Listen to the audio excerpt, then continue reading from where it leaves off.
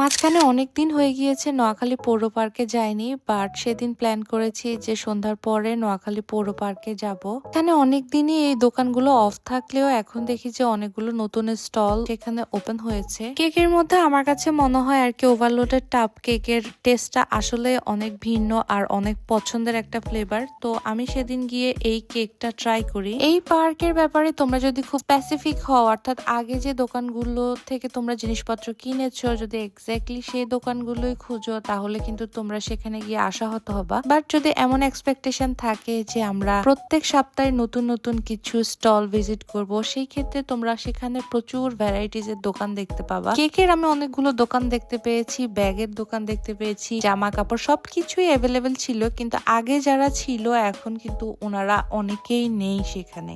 French fry, potato wages অথবা spiral potato, অর্থাৎ সংক্ষেপে বললে আলুর চিপস আর কি, এই টাইপের খাবার দাবার আমি খুব বেশি পছন্দও করি না, আবার বলতে পারো যে একদম অপছন্দও করি না। বাট সেদিন আমার সামনে অনেকগুলো আপু ভাইয়া খাচ্ছিল আর এটা দেখে আমার কেন জানি খেতে ইচ্ছে করছিল, আর আমি আমার জন্য স্পাইরাল পটেটোটা নিয়ে নিই। এটা টেস্টটা ভালো ছিল।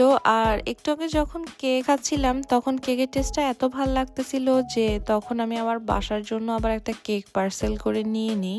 বলতে পারো সেখানে ডেকোরেশন আইটেম থেকে শুরু করে চাইনিজ, দেশি, বাংলা যা আছে সব রকমের জিনিসই সেখানে পেয়ে যাবা। আমরা সেখান থেকে ঘোরাঘুরি করে চলে যাই স্বপ্নে, আমাদের কিছু কেনাকাটা ছিল, তো সেটা অবশ্যই নেক্সট ভিডিওতে দেখবা। আজকে ভিডিওটা এতটুকু পর্যন্ত, কেমন লেগেছে অবশ্যই কমেন্টে জানাবা। দেখা হচ্ছে পরের ভিডিওতে। সবাই ভালো থাকবা, আমাদের জন্য দোয়া করবা। ততক্ষণ পর্যন্ত সবাইকে আল্লাহ।